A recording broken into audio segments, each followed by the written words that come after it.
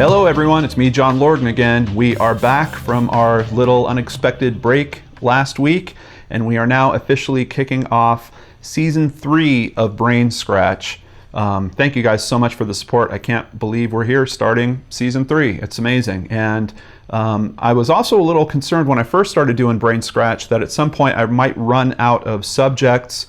If you look at my list of suggestions from all of you wonderful brain scratchers out there, that's not going to happen anytime soon. I still, as of today, have enough subjects to probably do 3 to 4 years worth of weekly brain scratches. And the list is constantly growing as new things are popping up. So I just wanted to thank all of you that have submitted ideas. And did you notice the new intro for Season 3? A little different intro music we used there. Thank you so much to Dark Optics who put that together and submitted it to me for consideration. My consideration was I loved it, so it is now at the start of BrainScratch. I hope you guys like it too. Be sure to let him know in the comments down below, and I will include a link in the credits where you can find out more information about him and his work. Thank you so much once again, Dark Optics. And today we are getting into a case that was suggested a while ago from some of you brain scratchers. It's a little bit of an older case, which certainly has some challenges when you research them. This case probably hasn't had any recent news developments in the past 5 years. And it's kind of interesting to me because there's a lot of unanswered questions in this case, but I'm not sure that there are any active investigations. So let's at least talk about it here. Maybe we can get some of you guys looking into it. This is the case of United States Air Force Colonel Philip Michael Shue. And here is a picture of him from the website arlingtoncemetery.net. Now, if you review the information about Philip here on arlingtoncemetery.net, you're going to see what I am completely impressed by in terms of his backstory, his upbringing, his dedication to both the Air Force as well as his education. And it's pretty impressive. This guy did a lot in his unfortunately short 54 years of life. You'll see his history here of being promoted regularly, continuing his education. He was a specialist in critical incident stress management and hostage negotiation, and he was a psychiatrist that would essentially be deployed and help people that were dealing with combat situations and help them with their anxieties and such. In 2003, he was planning his Air Force retirement. He was actually planning on it beginning in September of that year, but unfortunately on the 16th of April, Colonel Philip Shue tragically died as a victim of homicide, as it states here on his memorial page, and that is a bit of a point of contention. The original analysis was that this was a suicide. His wife had to battle in court and essentially got a judge to agree this is in fact a homicide, but for some reason the county won't change his death certificate still to this day, from what I can see. So it seems like there's a little bit of political nonsense that's kind of going on there. I don't know how, when you have a judge that actually rules that this case is a homicide, that doesn't get adjusted, but somehow it isn't being adjusted.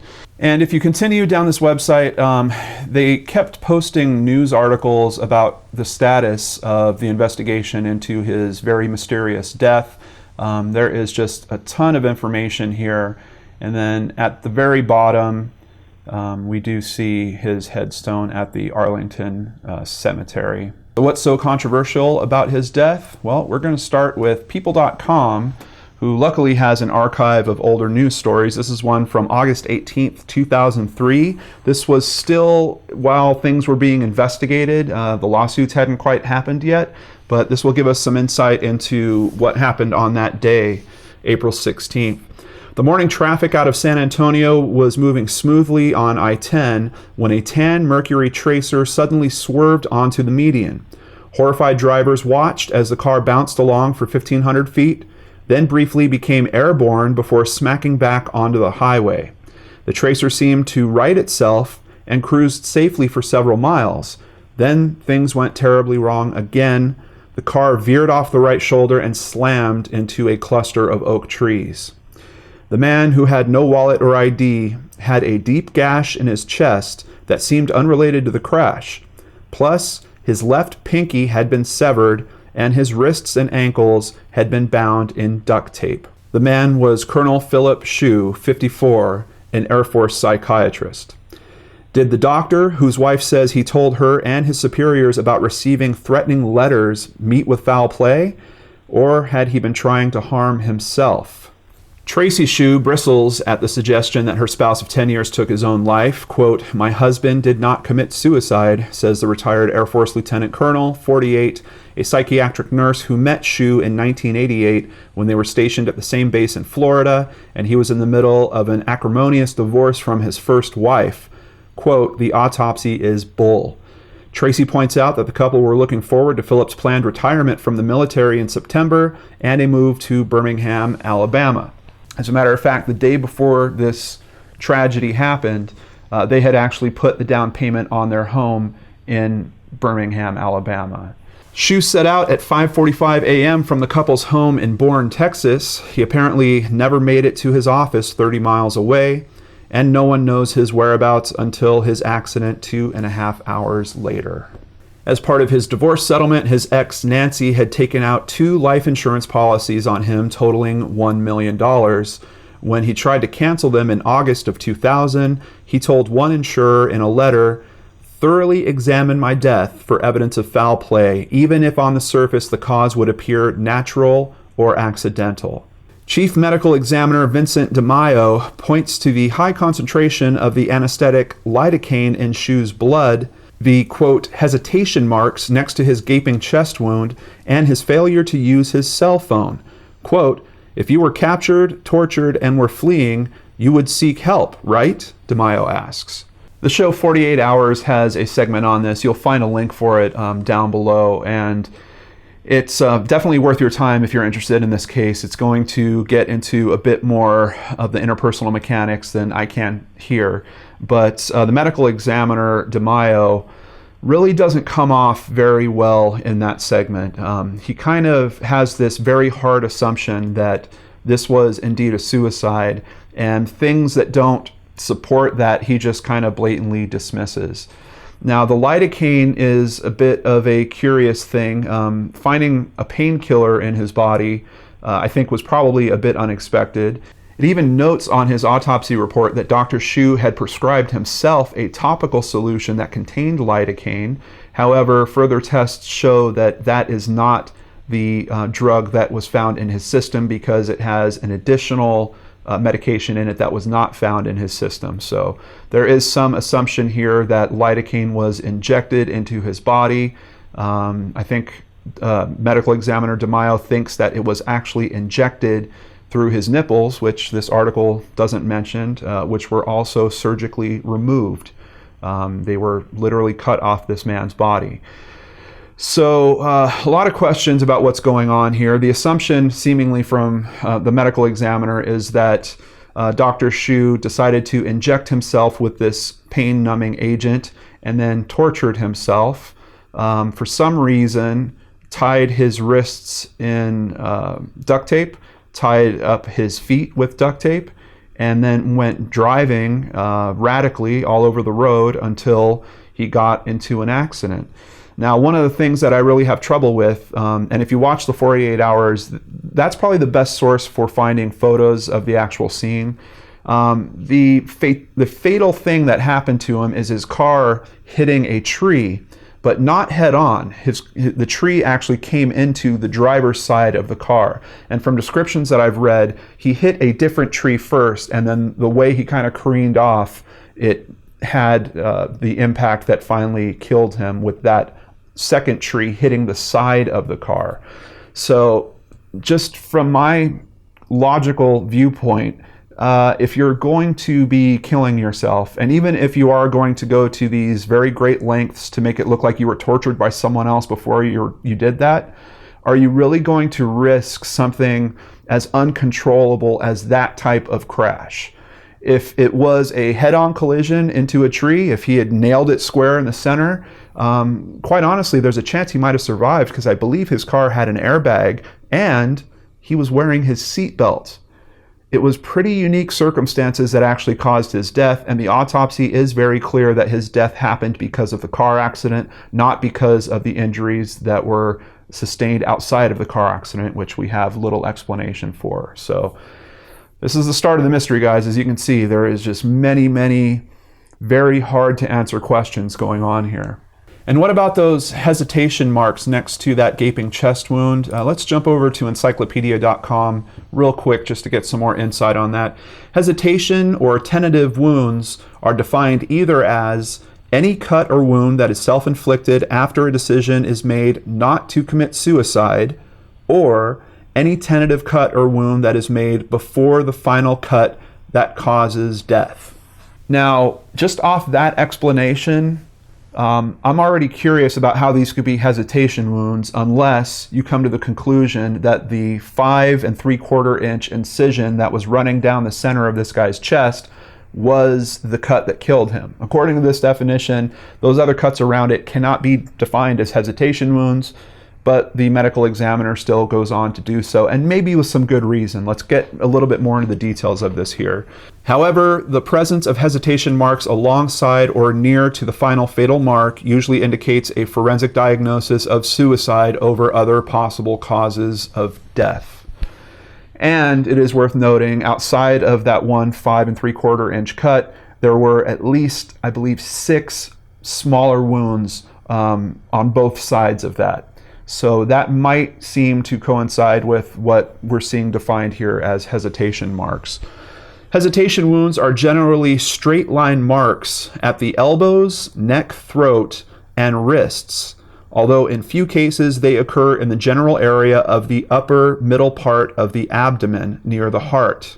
Wounds made by people attempting suicide are typically made at an angle related to the hand that holds the weapon. So based off that info, this does kind of match that criteria. We have wounds that are very close to the heart. It's basically starting from about an inch below where your collarbones kind of come together, that gap in between your collarbones. An inch right below that is where this incision started, and there were the smaller incisions on both sides of that. So I would say that's pretty close to matching the definition here of being close to the heart. Unfortunately, I don't have a clear analysis of this wound. The autopsy, although it is available, is very badly missing, and I don't know why this happens. I don't know why this isn't a standard form that is used across the nation, but it clearly isn't. It's missing a body map. And on other autopsies I've seen before, they are very clear. They have a diagram of a human body, and it shows where the actual wounds are. It shows the directions that they're going in. We don't have that information here. So by the descriptions I'm hearing, the main cut that went down his chest was very straight down his chest. It was described as being vertical. So I don't know if it contains this angle that some would come to the conclusion that it was self-inflicted. Hesitation wounds are often made under clothing, with particular parts of the clothing being parted to expose the target area of the body. Now, if you do the research on this, you will learn that he was wearing his fatigues as he was going to work. When they found his body, he had his fatigues still on. Some of the buttons were still on his shirt, but some of them had been ripped open. His t-shirt under his fatigues seems like it had been sliced from about the midpoint down in his stomach all the way up through the neck, and it was sliced cleanly open. So once again, this definition seems to be fitting the situation. Instruments used to inflict hesitation wounds are generally those found around the living quarters of the person attempting suicide. Now this is where it gets interesting. From the information I reviewed, I have seen nothing about any cutting instrument being found in the car with him. I have also seen nothing about duct tape being found, like the roll of duct tape being found in the car with him. So there are some very big questions here. Could he have thrown those out the window if he was trying to make this look like a murder? Certainly. Would someone have noticed that as he was driving on a highway where people were literally witnessing him driving erratically? It's very possible, maybe not 100%, but I think there's a pretty good chance of that. And one last twist on this definition. Although usually used in association with attempted suicides, hesitation wounds are sometimes made to be seen as a victim. And I do believe that this is where the medical examiner is kind of ending his conclusion. He thinks that because he found hesitation wounds, because they found that body in the state that they did, that this is someone that made it look like he was tortured before he died for some reason.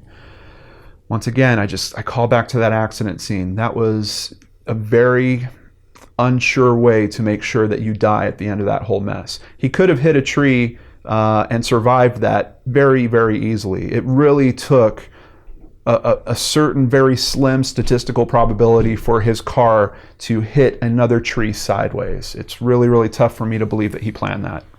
And finally, back at people.com, his ex-wife, Nancy, her lawyer, Virgil Yanta, believes that Shue died while attempting to fake an abduction. Quote, this guy was hell-bent, he says, on making it look like the ex-wife did something. And there's a lot of evidence from friends of his and his current wife to suggest he was extremely upset about the fact that his ex-wife had $1 million worth of insurance policy out on his life, especially when he received a letter. Now, I do have a copy of this letter. Let's just jump to that real quick so we can review it together. Dear Dr. Shue, please read this letter. You may be in danger. I'm writing because I remember you as such a kind and caring doctor, and I can't just sit by and not help you by telling you what I know. I'll try to keep it short so you're certain to read it. A friend of mine who worked with, name deleted, your ex-wife's husband told me some scary things. I don't know, name deleted, or your ex-wife myself. Sorry, I don't even know her name. My friend told me they wish you were dead so they could collect life insurance. I don't understand why they would have life insurance on you, but that's what my friend told me. My friend thinks that they may actually be planning something. I don't know if they would actually hurt you, but please be careful. I had to write. If I didn't, I couldn't bear the thought of something bad happening to you that I could have prevented by telling you what I heard. If I hear anything more specific, I will let you know. Please be careful. I'm sorry to worry you, but I just couldn't not write and find out later that I could have stopped a bad thing from happening. He apparently also received another message, seemingly once again from this friend, saying, the plan is now delayed but not canceled. Be careful. I can't identify myself because they may find out and stop letting information slip. Now, I got that information from a website called militarycorruption.com. And there is a very interesting thing that happens. This is a blog, as you can see. It looks like a very early blog in terms of its format. But when they originally started reporting on this case and investigating it for themselves, his current wife, Tracy, was very helpful and appreciative of their work. At some point, the relationship there went bad, but before that happened, Tracy supposedly sent these letters to them. They republished them, and that's where I got that text. So just know, I'm not 100% sure that that text is 100% accurate, but as this website reports it, that's what was given to them from his current wife, Tracy. Now, why did that relationship go bad between this website and Tracy?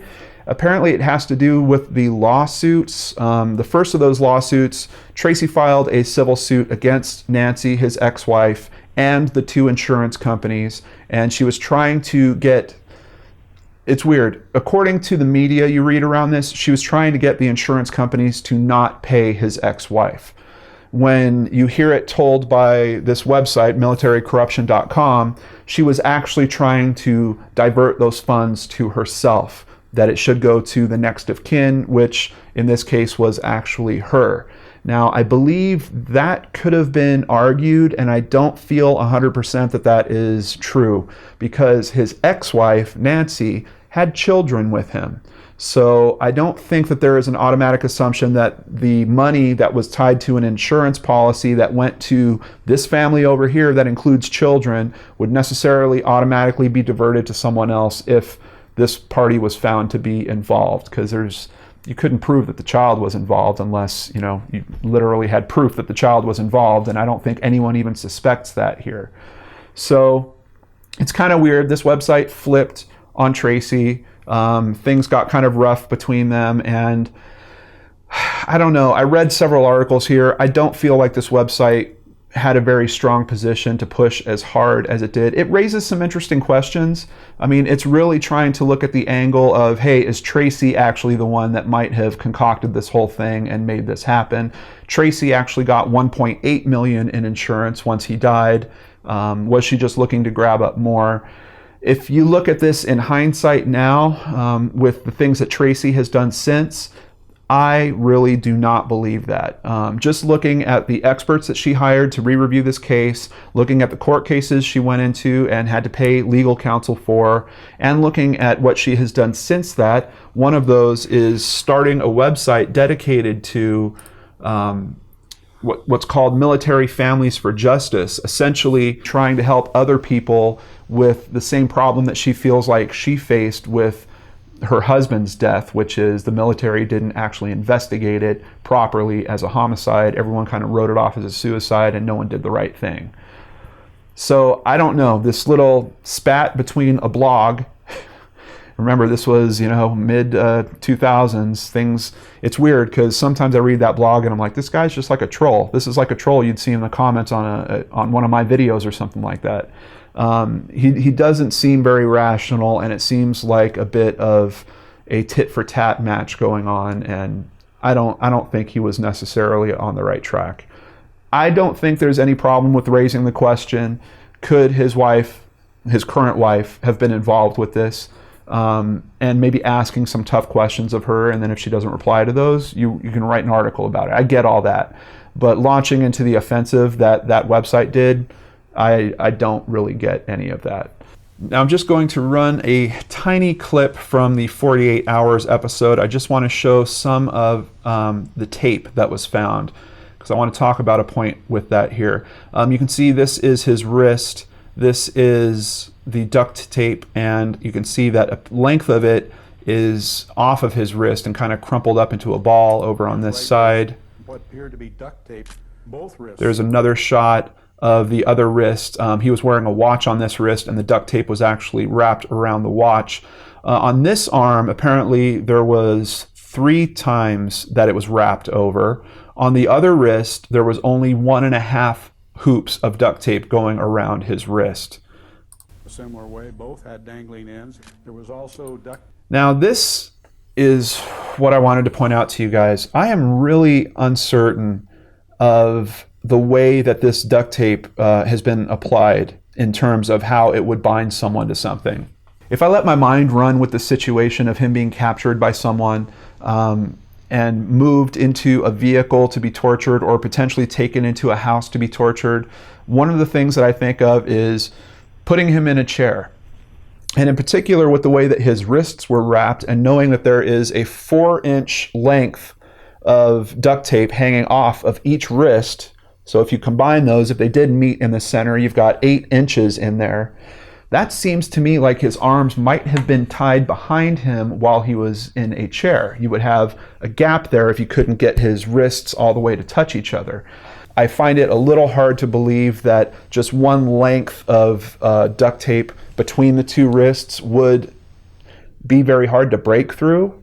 And I don't know. I sit with that thought and I think, well, hold on, but it seems like he got away if that was a situation. Maybe someone underestimated his strength.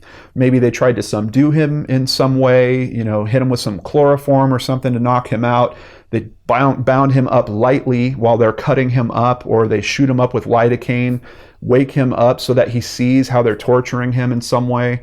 I don't know, but it just occurs to me that the way that his wrists were tied, if there was an 8-inch gap and it was just the tape in there, it'd be pretty easy to break through that.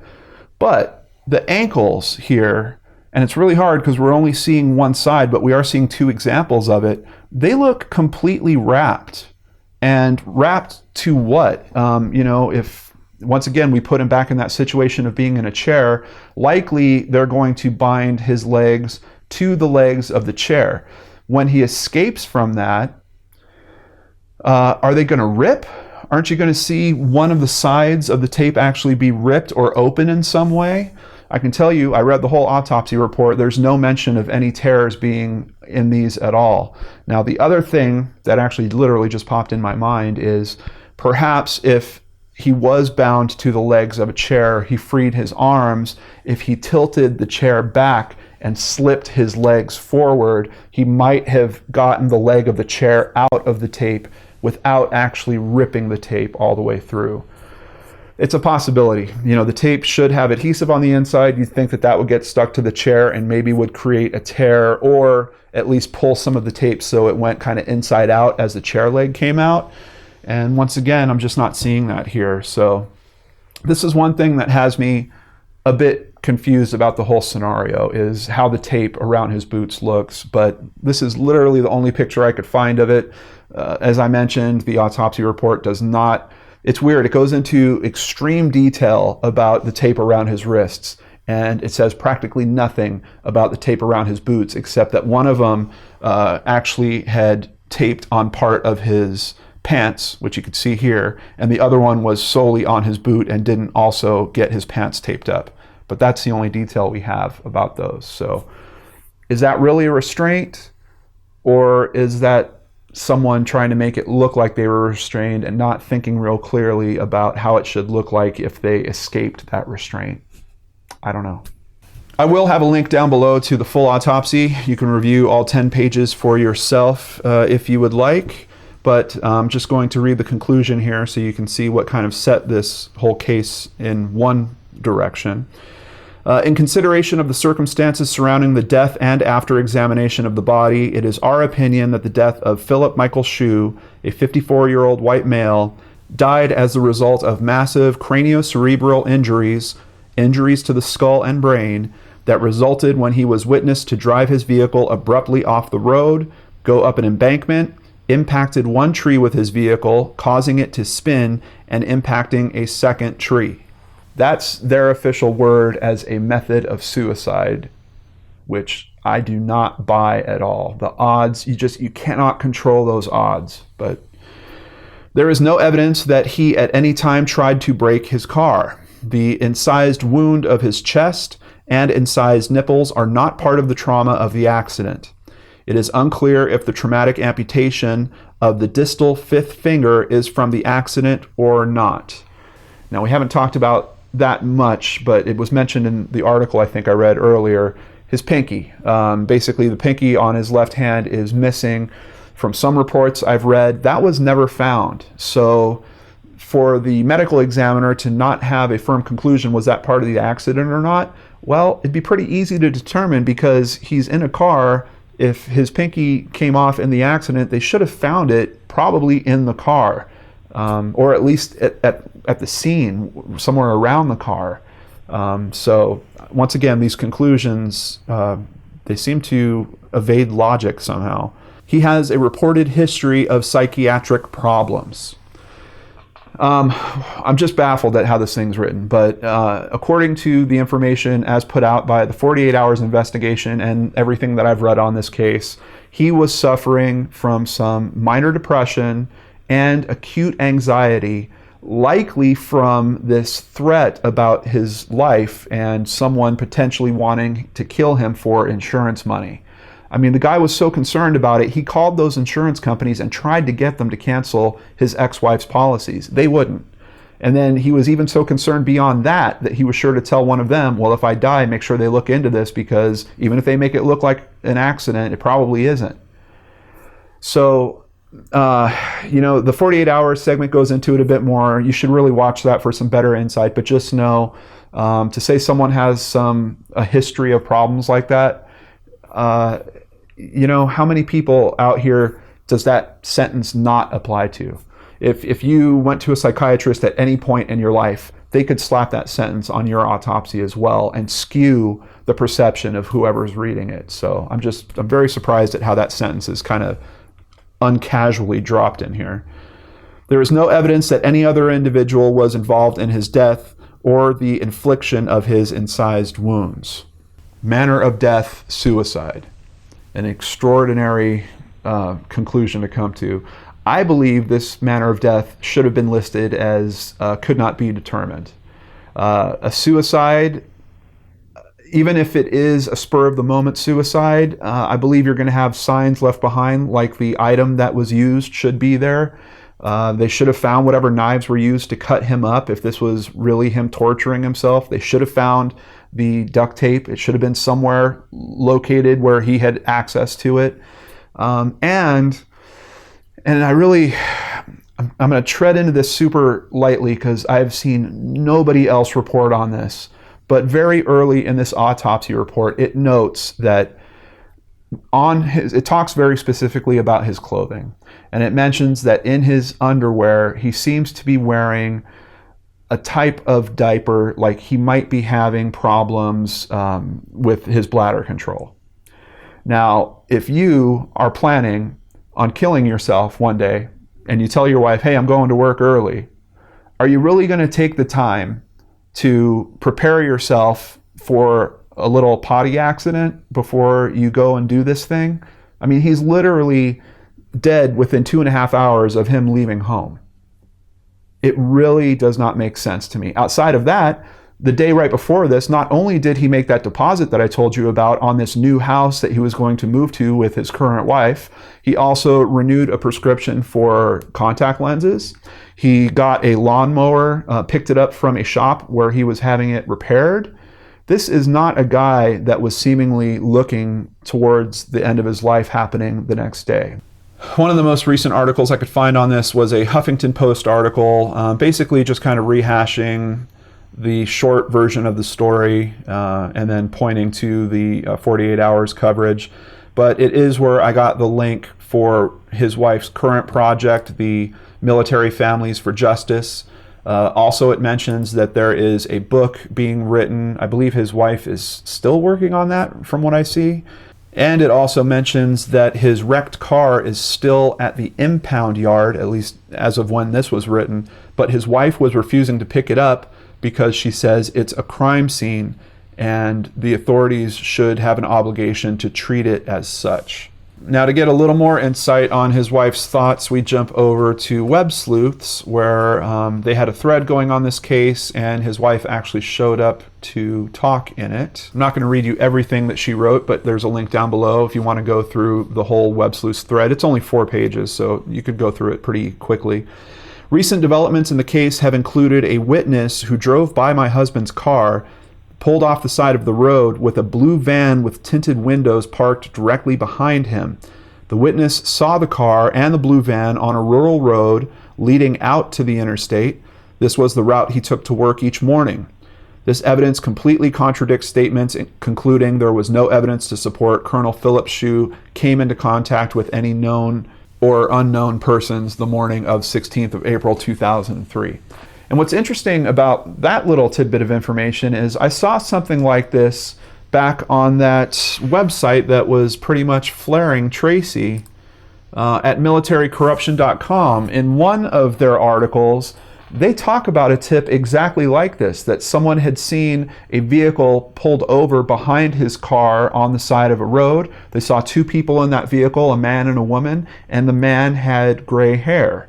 Now, what's interesting about all that is one of the things noted as being found in the duct tape when they took it off the body was 2 gray hairs. Now, Philip also had gray hair himself. However, it seems like no one actually tested those gray hairs to see if they were his.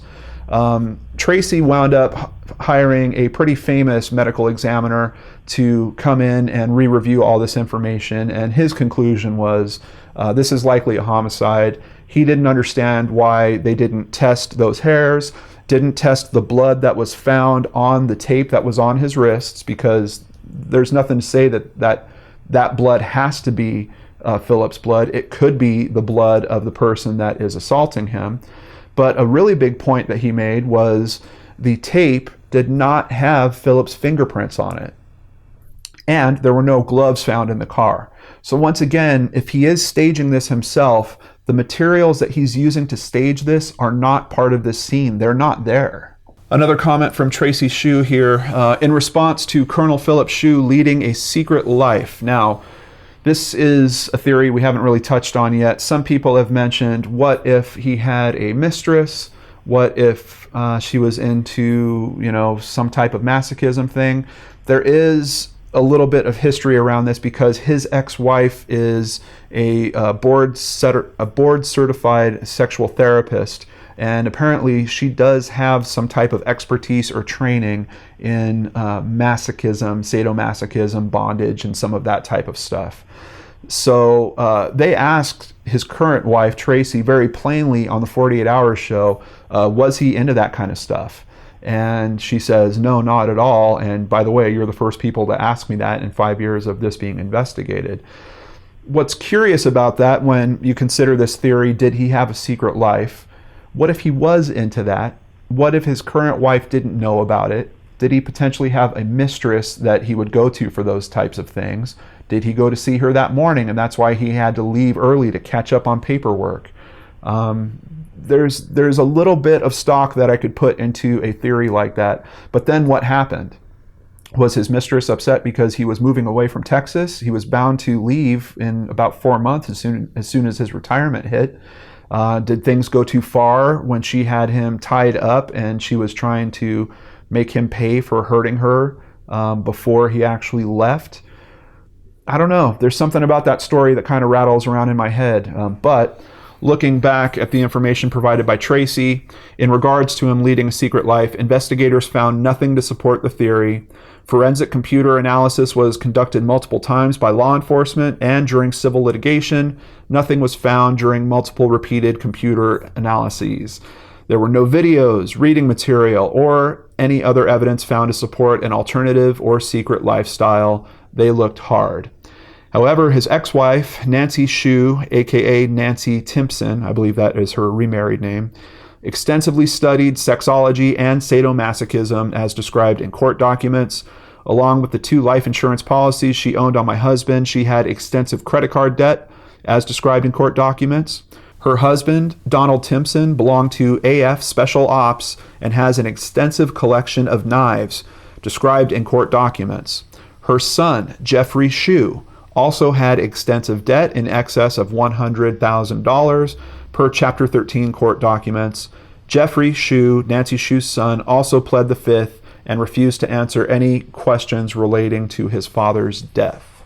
Now, there was a grand jury that convened on this, and that is referring to that process. If you watch the 48 Hours, one of the most mind-numbing, head-shaking things you're going to see in it is when Nancy is being interviewed for that grand jury, and she literally pleads the Fifth to every question that is asked.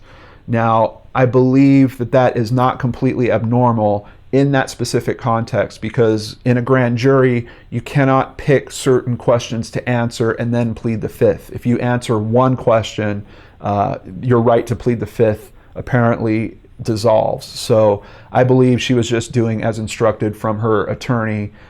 She wouldn't answer very simple questions like, is Jeffrey really the son of Philip? Did you have something to do with Philip's death?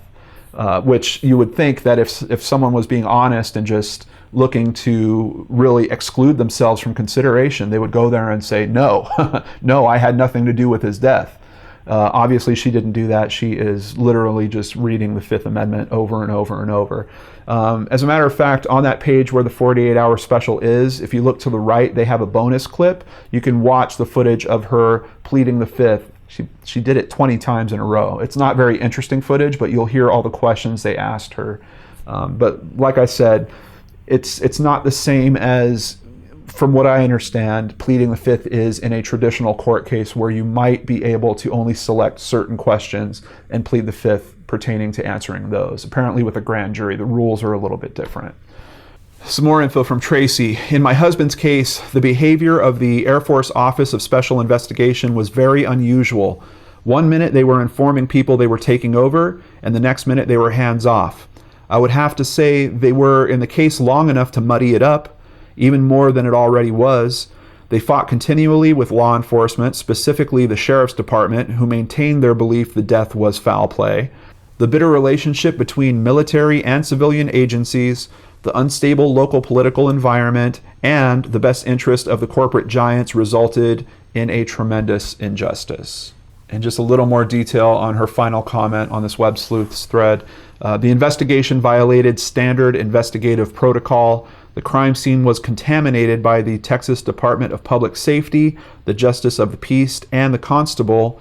Colonel Shue's body was transported to a local nursing home instead of the medical examiner's office. The vehicle was transported to a local wrecking yard instead of being treated as evidence and analyzed. No chain of custody was maintained. I have to defend the Kendall County Sheriff's Department for trying.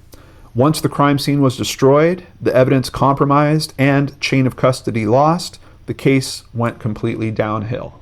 And what did happen with the cases? Essentially, the ex-wife, Nancy, was removed from one of the cases when Tracy refiled it. She was only trying to sue the insurance company to stop the payment.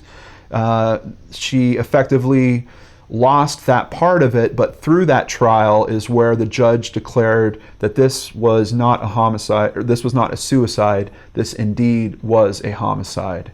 And that should have prompted the changing of the death certificate, but from what I can see, that still has not occurred. So Tracy now maintains a Facebook page dedicated to Colonel Philip Michael Shue. You can see that regularly his tombstone will be presented, particularly on the date of his death, as well as Independence Day. You can see here a very nice arrangement put down in front of his tombstone. And pictures of him throughout his career when he was younger, inspiring quotes, and it is still current. What do you think, Brain Scratchers? This is where I hand it over to you. Please use the links below, dive into this case. There is a considerable amount of digital information still out there. Some of the news articles are starting to disappear. You might find links that don't work anymore, but there is plenty to read, and you've got a great start right in that description box down below. I don't know. It really, for me, comes down to a set of questions. First, about, do you consider this truly a homicide, or is this a suicide that for some reason was faked to look like this man was tortured before he killed himself? For me personally, I think the side of this being a homicide is a much stronger position and is supported more by the evidence that we do have. One of the things that drives me really crazy about this case is we don't have what you would typically see in investigations here. We don't have a timeline. The only thing I found is that it seems like he didn't make it to work. Well, we do know he had a cell phone. Where is the ping information? Do we know, did his cell phone travel far? Do we have any idea about how far it traveled from his home? There's critical stuff missing that by reporting by today's standards on these types of investigations, it wouldn't have passed. And for some reason, there's just these giant gaps in this story. But the one thing that everyone does look to and still discusses is at least the physical evidence that we do know about how his body was found.